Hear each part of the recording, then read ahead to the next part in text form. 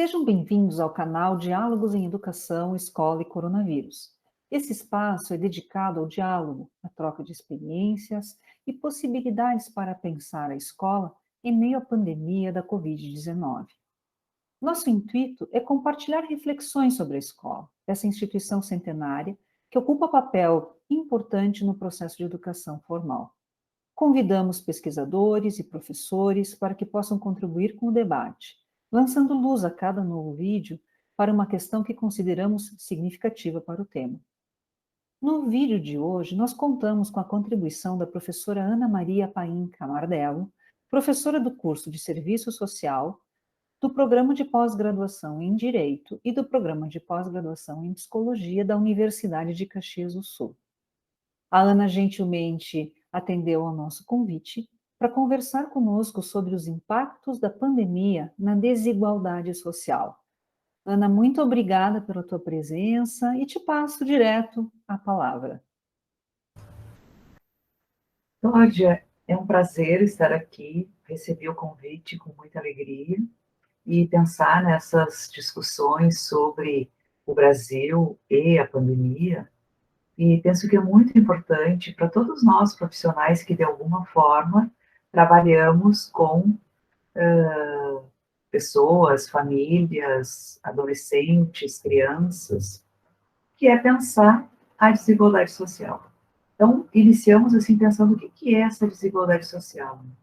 A desigualdade social é todos aqueles aspectos relacionados ao social que as classes têm diferenças.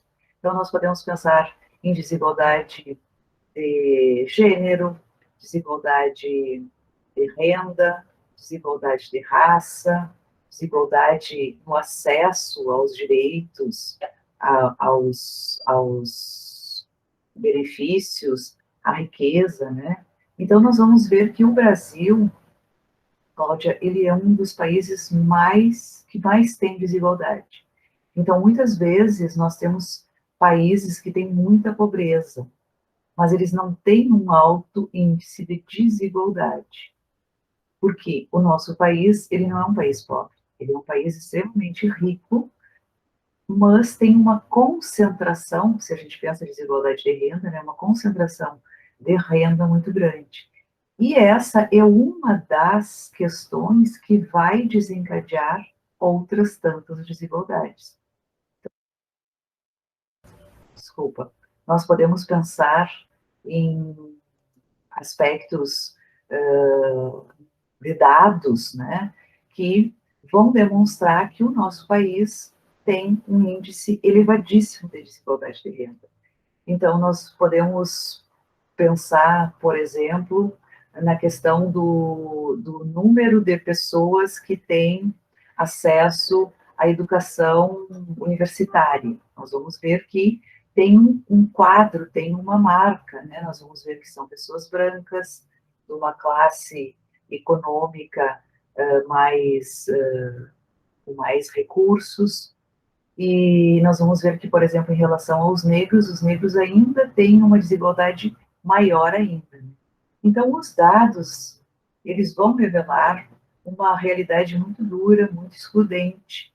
Então, nós vamos ver que nós já vivemos esse quadro, essa realidade, não só com a pandemia. A pandemia, ela veio agudizar, ela veio complexificar e, para muitas pessoas, ela veio desvelar qual é a realidade que realmente nós vivemos, né?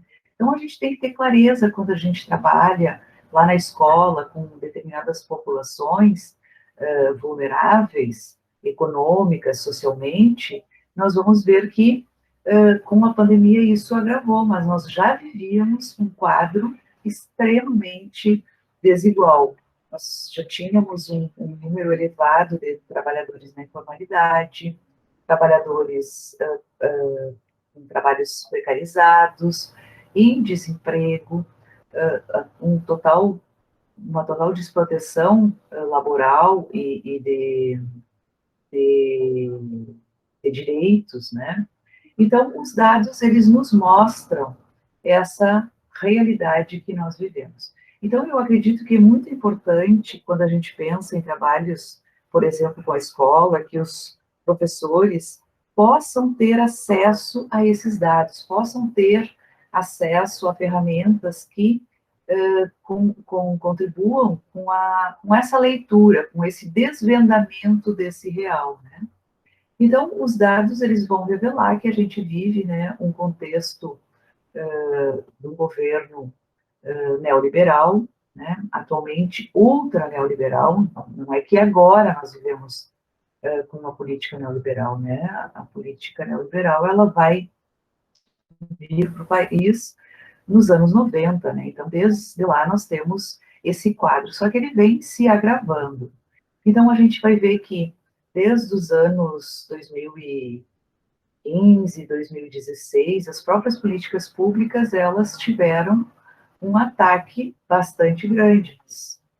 Tivemos uma diminuição, tivemos muitas contrarreformas, e essas contrarreformas, elas vão incidir diretamente na classe trabalhadora.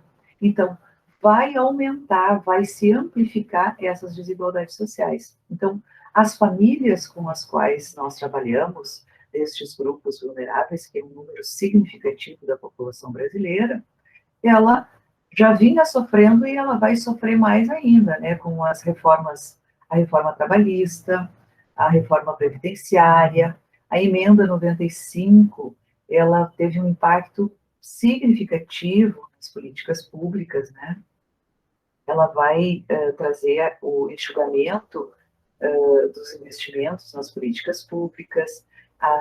Podemos trazer como exemplo que vivíamos antes da pandemia, né, a desestruturação do SUS, que é o Sistema Único de Saúde, o desfinanciamento da assistência social, que é uma política que trabalha diretamente na busca de respostas a essa população mais excluída econômica e socialmente. Então, a gente pode trazer alguns dados, né? Eu separei alguns dados para a gente poder pensar esta realidade antes da pandemia, para a gente poder perceber que nós já estávamos num quadro altamente grave para a classe que vive do trabalho, né? Então, lá em 2019, o IBGE apontava que nós tínhamos trabalhadores na informalidade, né? Estão trabalhando, mas um total desproteção. Nós tínhamos 41,3% de população que estava em trabalho informal. Esses trabalhadores também que estão vinculados a algum tipo de plataformas digitais, né, o chamado fenômeno da uberização do trabalho, que isso a gente tem discutido bastante, porque os trabalhadores estão realizando algum tipo de trabalho, mas sem uma proteção social. Ele é um tipo de trabalho informal. Então, a gente tinha um número cresceu de 2017 para 2018, cresceu 29,2%. Quer dizer, quase 30% foi o crescimento só do ano de 2017 para o ano de 2018. Então, a gente já podia ver lá atrás essa expansão da uberização do trabalho. Com a pandemia, esses números cresceram significativamente. Então, nós já podemos começar a ter um panorama do que vem pela frente e que quadro nós vamos enfrentar pós-pandemia, né? Tudo isso vai trazer mais desigualdade social para a classe trabalhadora, que são os que mais sofrem, né? Tem um relatório que eu acho bastante importante, que todo mundo que trabalha com pessoas em situação de vulnerabilidade, famílias que estão em situação de vulnerabilidade. Então, essas famílias têm crianças, têm adolescentes, e que isso tudo vai implicar diretamente no seu desempenho escolar, no acesso à educação, na permanência da educação. A gente sabe que não basta ter o acesso, nós precisamos ter políticas que contribuam com todos os condicionantes e determinantes para que essa criança, esse adolescente, possa permanecer na escola. Então, em termos de números, nós temos um relatório da Oxfam que se chama Distância que nos une, um retrato das desigualdades brasileiras. E esse relatório de 2017, ele trazia que apenas 6 pessoas possuem riqueza equivalente ao patrimônio de 100 milhões de brasileiros. Então, a gente vê que esses dados demonstram aquilo que eu falava anteriormente, que nós não somos um país pobre, nós somos um país desigual, e por isso que nós somos caracterizados como um dos países que mais tem desigualdade social. Nesse mesmo relatório, tem um dado que diz que 5% dos mais ricos detêm a mesma fatia de renda do que os outros 95% da população. Então, eu sempre penso que os dados, por si só eles não são suficientes para a gente poder compreender, desvelar essa realidade, esse real. Mas eles trazem indícios importantíssimos para a gente possa estar conhecendo essa realidade, né? Podendo estar buscando alternativas, podendo pensar em outras políticas públicas, a rede de políticas públicas, mesmo que elas tenham diminuído significativamente os investimentos. Mas nós temos uma rede socioassistencial no nosso município que pode estar, de alguma forma, colaborando para que essas crianças, esses adolescentes estejam aqui. Então, eu trago esses números para a gente poder pensar que não é só a pandemia. Porque se fosse só a desigualdade, fosse em função da pandemia, bom, vai ter o dia que essa pandemia vai terminar. Mas não, nós já vínhamos com esse quadro. Então, nós temos que pensar em alternativas num contexto maior, numa política de Estado maior, pensar um projeto de país que realmente enfrente essas questões. Então, definitivamente, nós não estamos vivendo só uma crise sanitária, nós estamos vivendo, junto com essa crise sanitária, uma crise econômica, uma crise do capital e uma crise política, que se junta a essa crise social que nós estamos vendo a todos os dias na TV, os números, né?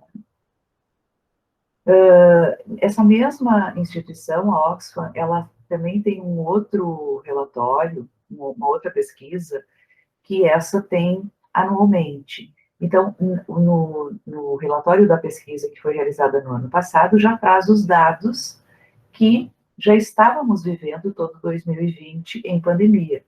E ela vai trazer que nós tivemos, no início de 2021, agora deste ano, nós estávamos com 12,8% da população, ou seja, 27 milhões de pessoas sobrevivendo com uma renda per capita de R$ 246. Quer dizer, no limiar da pobreza, né? O Banco Mundial, ele estabelece que o rendimento por dia, por pessoa, para estar na linha da pobreza é 8,20 centavos por dia.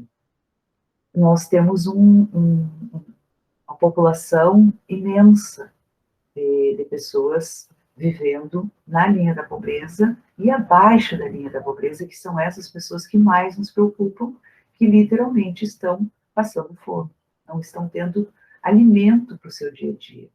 Então, quando a gente vê que as pessoas, que o governo passam tempo decidindo, discutindo quanto que vai ser, quando que vai ser, a forma como vai ser realizado o auxílio emergencial, para essas pessoas é o alimento do seu dia a dia. Então, não dá para esperar mais um dia. E esse dado também dessa pesquisa que me chamou muito a atenção, que eu não tinha esse dado nos outros relatórios dos anos anteriores, e se trata da percepção que a sociedade brasileira tem sobre a pobreza. Aí é algo assim que é assustador, como a sociedade ela é alienada, ela não consegue se dar conta do real tamanho da desigualdade, e aqui no caso a desigualdade de renda, da população brasileira. Só 8% dos brasileiros acreditam que uma pessoa pode ser considerada pobre com rendimentos de R$ 210. 8%. 13% acreditam que a pobreza começa a partir daqueles que obtêm uma renda de R$ 400. E pasme, Cláudia, metade dos brasileiros acredita que a linha da pobreza começa aos R$ 1.000. Quer dizer, é um valor de um salário mínimo. Se todos os brasileiros tivessem um salário mínimo, nós não estaríamos falando de fome, né? Porque com um salário mínimo, pelo menos a pessoa consegue comer. E essa pesquisa também aponta que quanto mais elevado é a renda das pessoas, a faixa de renda das pessoas, mais eles vão subindo a linha de pobreza. Então, eles acreditam que tem uma população, 41%, acredita que a pobreza está entre quem recebe R$ 1.000 a R$ 2.000. Quer dizer, totalmente fora da realidade. A população, ela não tem essa reflexão, não é oportunizado pelos meios de comunicação, pelos programas públicos, governamentais, uma educação que possa a população poder ter a realidade do seu país. Qual é a realidade que nós vivemos efetivamente? Então, eu acho que essa também é uma discussão bastante importante. Daí, quando eu penso na escola, eu também fico pensando, será que essa discussão chega na escola? Será que essa discussão é realizada pela escola? Será que as nossas escolas estão tendo chegando esses dados para poder pensar quem são essas crianças, quem são esses adolescentes, quem são essas famílias, né? As que estão nos bairros, eu acredito que sim, em função de que a realidade dos bairros grita. Mas às vezes a gente vê, mas não enxerga. Aquilo se torna tão normal porque nós nos acostumamos com situações extremamente de pobreza. E então a gente precisa urgentemente fazer uma discussão na sociedade. E por isso que eu acredito que esse tipo de iniciativa do programa do PPG em Educação que vocês estão fazendo, eu acho que é muito importante, porque é um tipo também, uma forma, né, um mecanismo de chegar a essa informação para mais pessoas. Então, assim, eu tenho muitos dados que a gente poderíamos estar trabalhando, né?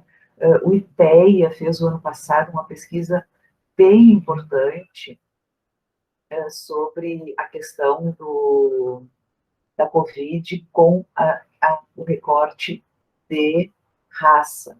Então, fizeram uma pesquisa que se chamou PNAD Covid-19, buscando identificar como é que a pandemia, quais foram as implicações da pandemia para as pessoas negras e pardas do Brasil, né? E aí, assim, foram vários aspectos que foram abordados, relacionados especialmente ao trabalho, a questão da desocupação e a informalidade, o afastamento temporário do trabalho e o trabalho remoto, o desemprego por desalento, né? Aquele que já desistiu de procurar, que ele já procurou tanto que ele não tem mais esperanças e não acredita mais na possibilidade, e ele fica só na informalidade. E todos os dados nós vamos ver que a população negra, os dados foram mais gritantes. Um outro aspecto que eu acho bem importante a gente poder pensar quando a gente pensa nos impactos para essa população que vive em vulnerabilidade, vive em miserabilidade, nós poderíamos dizer, excluídas da sociedade, é a questão de gênero. Então, a questão de gênero também tem várias pesquisas, e não vou poder trazer todos os dados aqui, porque senão ficaríamos toda a tarde, mas eu acho que cada uma dessas mereceria uma discussão, é a questão das mulheres, né?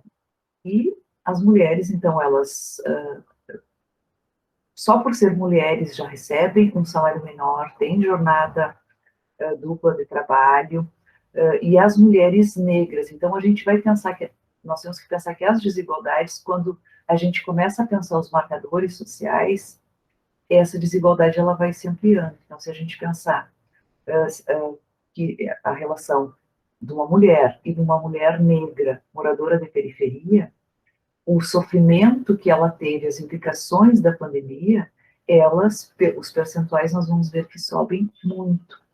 E aí a questão também da violência doméstica, quando a gente pensa em gênero, né? E o significado que tem o desemprego, a diminuição de renda, porque muitas não ficaram desempregadas, mas tiveram diminuição. Outras estavam na informalidade, muitas mulheres trabalham nos trabalhos domésticos e perderam as suas diaristas, perderam algumas faxinas que faziam, perderam empregos, e isso fez com que elas tivessem mais, às vezes, mais dependência, voltassem a ter uma dependência financeira, ou também a dificuldade de ficar com os parentes em função da pandemia. Então, a violência doméstica aumenta e também diminui a questão de poder sair destas relações. E uma outra pesquisa que eu gostaria de enfatizar, e já finalizando, é uma pesquisa que foi feita pelo Conselho Nacional de Juventude, que fizeram uma ano passado em maio, e uma que se repetiu esse ano em abril. Então, tem vários aspectos lá que nós podemos pensar aí especificamente para esses jovens, né? Adolescentes e jovens. E eles trazem coisas muito importantes, da questão que se ampliou o pensar em desistir da escola e não voltar para a escola, se ampliou do ano passado para cá. E um dado que me chama muito a atenção, eu só tive acesso ao relatório completo do ano passado, desse ano ainda não peguei. O aspecto que eles levam mais em consideração nas dificuldades para acompanhar, realizar os seus estudos, as aulas online, eles consideram, pela percepção deles, a questão do sofrimento, da angústia, da incerteza. Eles acham que isso traz mais prejuízo do que as próprias dificuldades com o acesso às tecnologias. A incerteza, o medo, e eu penso assim que isso vai ser algo que a gente vai ter que trabalhar seriamente, né? E aí, assim, não é só a psicologia, não é só os profissionais da psiquiatria, eu acho que todos os profissionais da área da saúde vão ter que estar pensando em alternativas, né, junto com os professores, em como é que nós vamos acolher todas essas marcas desses jovens, dessas crianças, desses adolescentes que ficaram tanto tempo, que sofreram também por questões de ficar mais tempo em casa, a família ficar mais tempo em casa. Por um lado, ela é ótima, mas eles também acompanharam situações que muitas vezes trazem prejuízo, que trazem medos, inseguranças, a questão da violência que eles presenciam, conflitos que eles presenciam, e que, quando estavam na escola, eles passavam mais tempo na escola ou em serviços de convivência e fortalecimento de vínculos, por exemplo. Então, eu penso, Cláudia, que nós vamos precisar, todos nós que trabalhamos na área das comunidades, e especialmente com o recorte do social, nós vamos precisar investir em ferramentas que nos ajudem a compreender este real, a compreender essa realidade, né? Os dados é uma forma, mas eles não são suficientes. Nós termos contato com a realidade é uma forma, mas também não é suficiente. Nós compreender nesse todo, todas essas questões, por onde nós vamos começar? Não adianta nós só ficarmos respondendo às demandas de forma sem compreender esse processo todo. E aí eu acho que nós vamos ter que investir em trabalhos coletivos, né? Cuidado na saúde mental. Não vai ter psicólogo, psicanalista e psiquiatra suficiente para atender individualmente. O que nós podemos criar que a gente possa trabalhar coletivamente nessa linha do cuidado da saúde mental, né? E assim, nesse relatório que eu comentava, tem alguns relatos do sofrimento, do sono, da dificuldade de concentração. Isso não vai se estancar quando retornar ao presencial. Então, assim, em linhas bem gerais, Cláudia, eu acho que são coisas muito importantes que a gente tem que debater na academia e na escola. Ana, quero agradecer muitíssimo esse apanhado que tu fazes de dados que nós, como falaste muito bem, precisamos conhecer, muitas vezes fazemos parte, né? Achamos que não, mas fazemos parte de um segmento que não está se dando conta, às vezes, da profundidade dos problemas, da complexidade dos problemas, não só que nos cercam, mas nos quais estamos inseridos também. Então, esse chamamento que fazes, né, para uma resposta coletiva, para um pensar coletivo, para um aprofundamento, de uma compreensão da realidade, creio que toca profissionais da área da saúde, toca profundamente profissionais da área da educação, e te agradeço por trazeres, né, essas questões todas para a nossa reflexão aqui nos diálogos. Nós agradecemos, então, Ana, e agradecemos a todos, né? Esse é um espaço de interlocução, de construção coletiva de novas oportunidades e criações pedagógicas. Convidamos você para assistir os diálogos gravados em 2020 também. São 63 vídeos curtos em que conversamos sobre escola, pandemia, desafios e invenções possíveis. Se inscreva no nosso canal para acompanhar as próximas publicações. Um abraço a todos e Ana, nosso muito obrigado.